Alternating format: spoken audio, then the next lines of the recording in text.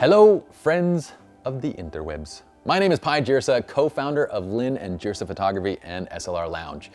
And in this video, I'm gonna show you how we used the 500 watt-second juice of the Profoto B1 to carve and chisel out our subjects in an otherwise very visually complex scene.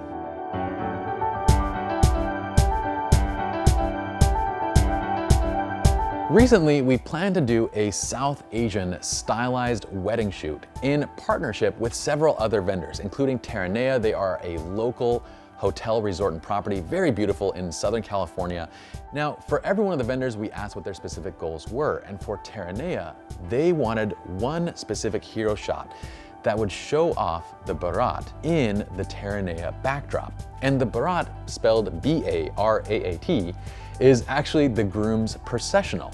So they wanted to show the path that leads the way over to the ceremony site where the Barat would take place. They wanted to show the beautiful backdrop of the hotel, the ceremony site that's visible during the Barat. And they also wanted to show the ocean view and the sky behind all of this.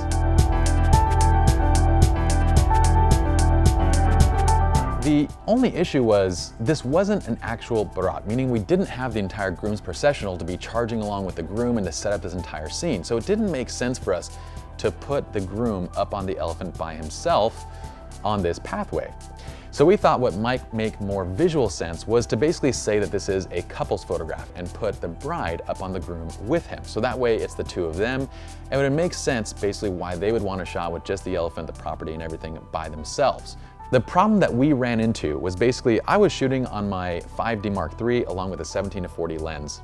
And the shot looked really cool, but the issue that I was having was that Ty and my couple, they blended into the background too easily. Basically, the brightness of the entire scene and them in that scene, it made it look a little bit drab, and we had a very visually complex scene, and we weren't able to easily kind of identify our subjects in that scene.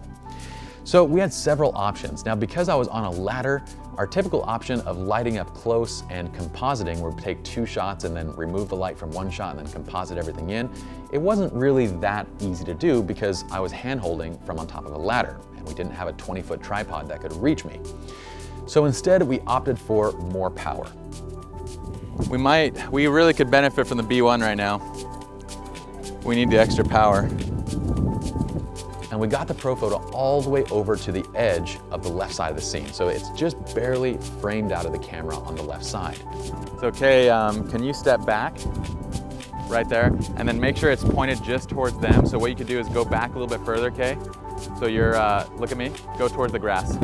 And we used the Profoto basically directly in front of the elephant Ty and the couple who's on top of Ty. So the Profoto is firing directly onto them, which is basically perpendicular from the camera.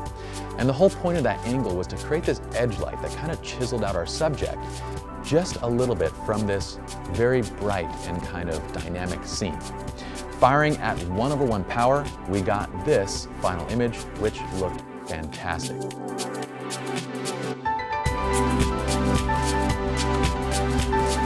Now, could we have done this shot in other ways? Yes, it was possible, but this is the perfect example of where having 500 watt-seconds of power in the Profoto B1 really helped to simplify our lives to help us to get everything in one single shot.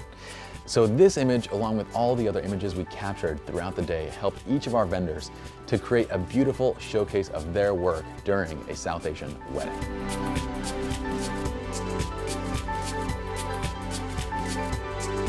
Hopefully you enjoyed this little tutorial. My name is Pi, and I'll see you all in the next video.